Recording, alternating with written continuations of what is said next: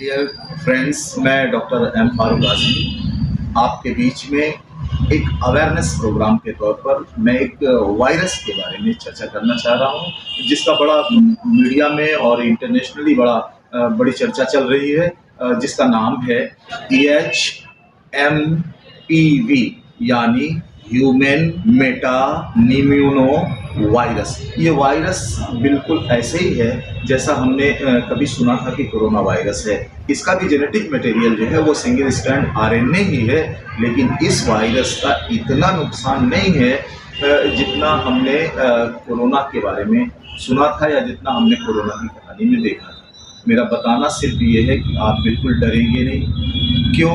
क्योंकि ये वायरस पहली बार 2001 में नीदरलैंड में देखा गया। उसके बाद फिर एक लंबे गैप के बाद अभी 2024 जाते जाते ये चाइना में, और जाहिर सी बात है कि हमारे यहाँ हर चीज़ चाइना से ही होकर के आती है, तो ये चाइना से होकर के अब नए साल में 2025 की जनवरी के पहले ही हफ्ते में ये इंडिया में आ गया है। कहा यह जा रहा है कि कर्नाटक के बेंगलुरु शहर में पहला पेशेंट यानी 2 बच्चे हैं, इन्फेंट्स नवजात हैं, जिनमें ये वायरस दिखा।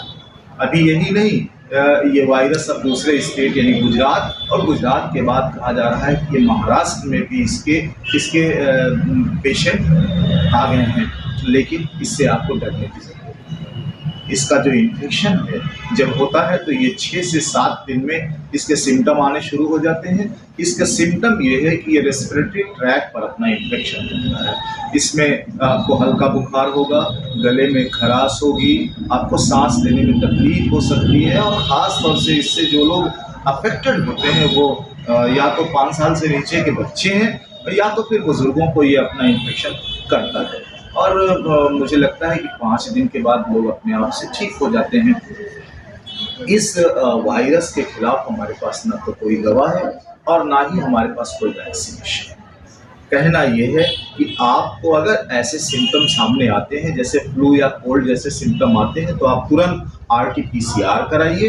और अगर आपको लगता है कि आप में ये वायरस का इन्फेक्शन है तो अपने आप को अलग कर लें, भीड़ वाली जगहों पर जाने से अपने आप को रोकें, किसी के कांटेक्ट में ना आए, हाथ ना मिलाएं, मास्क का यूज़ करें, और आप लोगों से एक डिस्टेंस यानी कहा जाता है ना कि 2 गज दूरी बना करके चलने की कोशिश करें।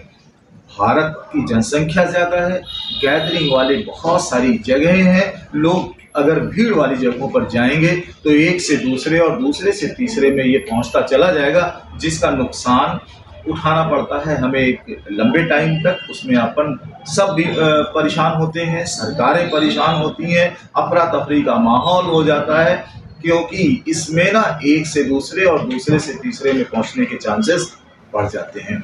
मैं आपको एक संदेश सिर्फ ये देना चाहता हूँ इस वीडियो के माध्यम से कि मास्क यूज़ कीजिए, लोगों से दूरी बना करके चलिए, भीड़ भाड़ वाली जगहों पर जाने से अपने आप को बचाइए और इसे आगे ना बढ़ने दें। इससे जान नहीं जाएगी, इससे किसी का बहुत भारी नुकसान नहीं होगा, लेकिन जाहिर सी बात है कि मेडिकल जो सेक्टर है वो इस पे एंजॉय करने की कोशिश करेगा।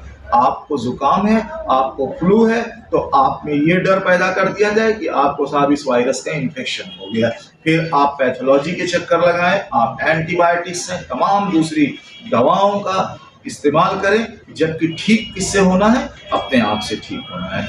इसलिए मास्क ज़रूरी रखें और 2 गज दूरी बना करके रखें।